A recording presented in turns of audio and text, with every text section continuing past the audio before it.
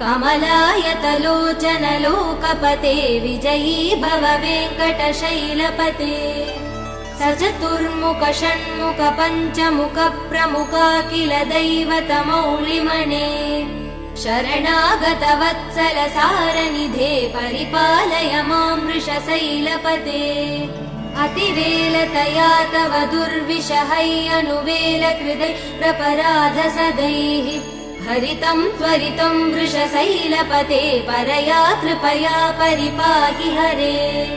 अधिवेङ्कटशैलमुदारमते जनताभिमतादिकदानरतात् परदेवदया गदितान् निगमै कमलादयितान् परं कलये कलवेणुरवा वसगोपवधू शतकोटिवृतात् स्मरकोटिसमात् प्रतिवल्लविकाभिमदात् सुखदात् वसुदेव